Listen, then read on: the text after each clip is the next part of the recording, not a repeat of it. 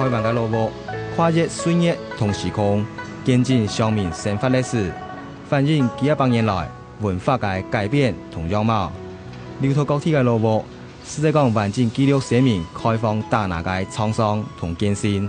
同时也创造台湾铁路嘅生活文化。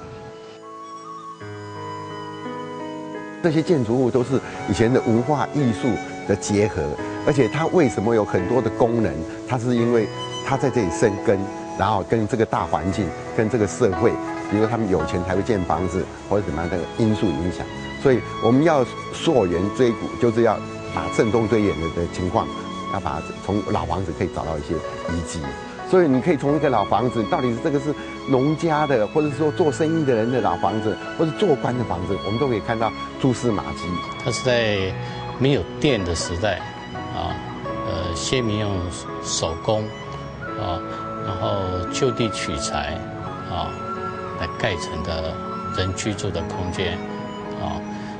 比相对现代建筑而言啊，它最珍贵的地方是在它的一个手工艺的精神。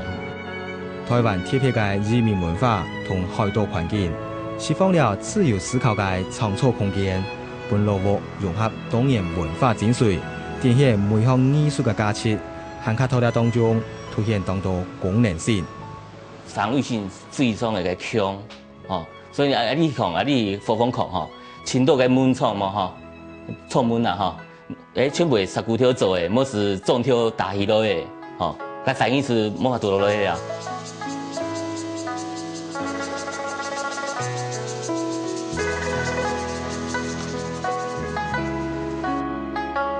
蜜蜂机到台北市基隆路巷道，已经有130万年嘅历史，是典型嘅安溪路幕，也是文史工作者认为有严密防御体内嘅清河之谜。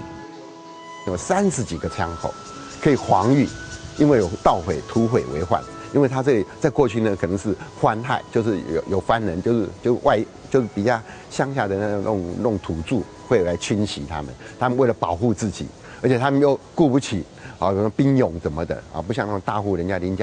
家一样，他们顾，所以他们就自己防御。到时候土匪来关门，然后有一个枪口可以守卫。台北市民开垦时期同原住民发生冲突，也是闽卡海岛强采农药，所以起步时为铁皮加强防御功能，也同安尼个基础上，希望顺应环境。为什么老房子人他要建这个方向？为什么要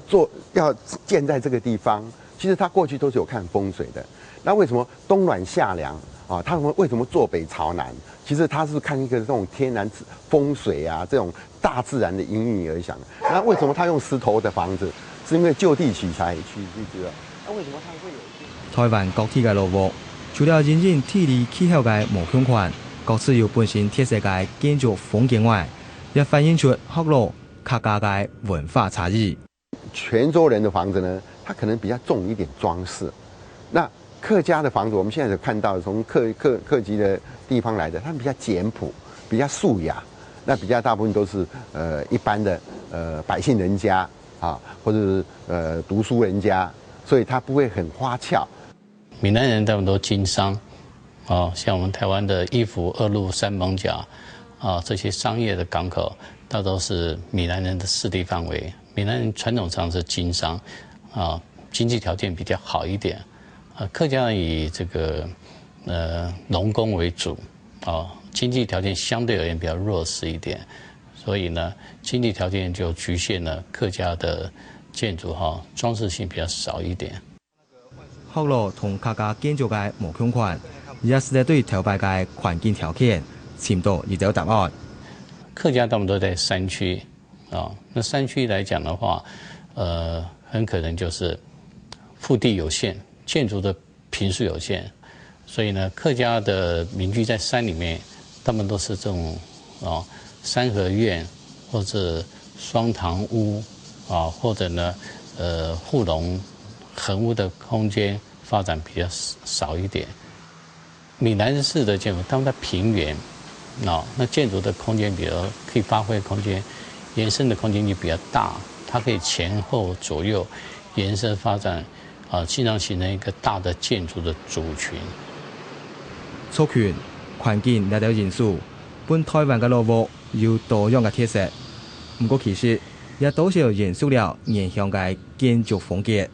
我们会看到一些老房子，哎，这是潮州风格，这是泉州风格，其实就是原乡的。像这样的怀乡的情怀呢，在早期的移民呢是很浓的，因为他又不能为一个人单身来这里打拼，然后他当然有钱了以后，他想要建一个跟故乡里面的房子是一样的，好像回到家的感觉。家是所有的。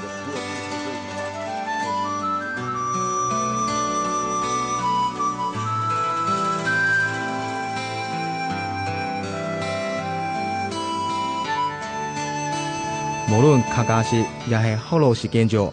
亲接看到嘅形式就会合演式嘅屋。中國人咯，希望當注重風水觀念風水觀念所以個希望些叫為大家整趟來一條按風景線按左邊到正邊來對稱就好看到人好看，因為你左邊有房屋，正邊冇房屋，看到當然看，所以其實起一些大部分是會起應該個模字形的呢種三合院因四合院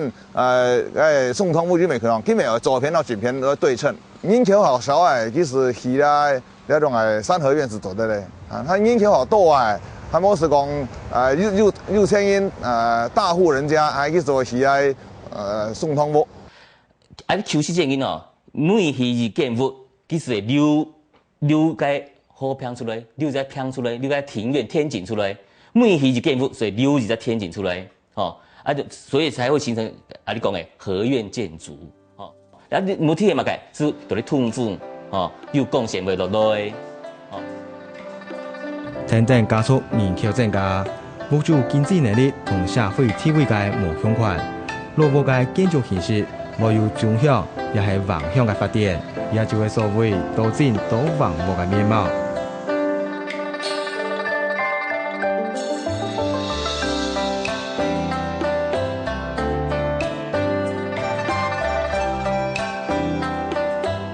有100萬年歷史嘅屏東嘉東小屋，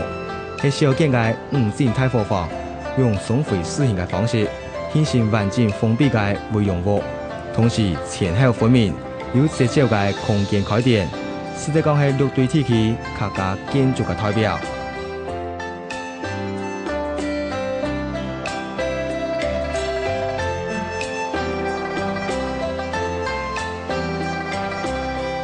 新竹新埔嘅寮屋，用松針屋為主體，橫屋為輔，呈現出2進6橫屋嘅貨房建築，規則空間嘅設計同安排，完全照傳統嘅配款。主場嘅倫理順序，對外觀看起來更加大眼，講其係北台灣客家建築嘅經典，也無算高分。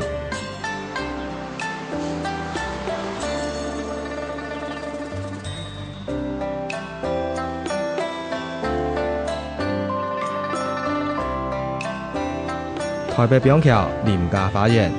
3落Q貨房，本人認為係台灣一下先插花嘅清朝建築。人氣無論廳、堂、館、閣，攏有其嘅特色，強調自然嘅布局，有熱天嘅準則，有照傳統嘅工法來起草，完全展現天然建築匠嘅藝術精神，也凸顯林屋太富人家嘅家世同心態。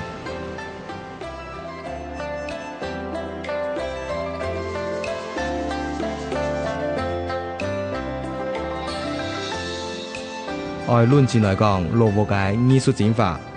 西部建築絕對係得地人用心觀察體會。像係屋頂上擺嘅東西，有到有經驗搞圖紙，也係泥塑入到傳統工藝，還有兩片嘅熱煤敲擊嘅樣式，本規嘅建築空間更加豐富。精緻嘅手工木雕，還有施法，無論同物料，也係門窗，都有當個嘅藝術價值。由於生意人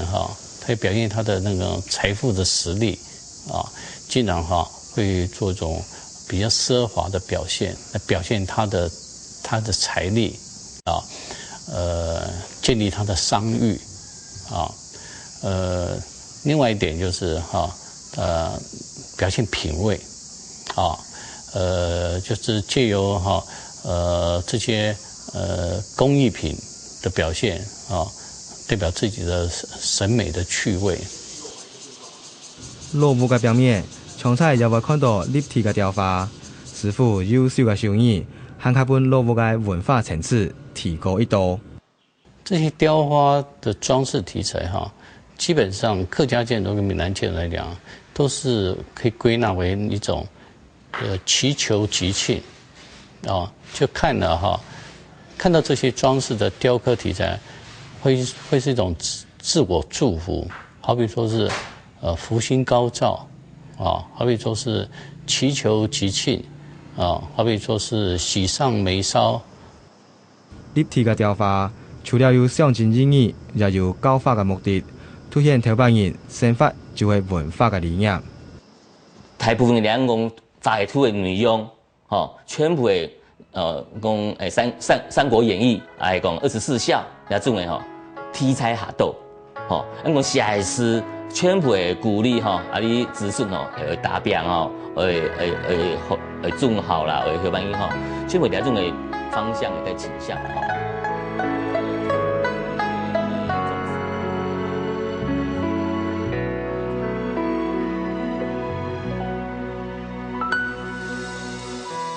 對西部藝術、建築布局都發展高強力度，落物用中式鋼燈寫明流血流汗嘅開放生活同文化價值。欣賞一道落物，就像掀開一本台灣文化史。了解係落物，先有價值，先寫人嘅素材。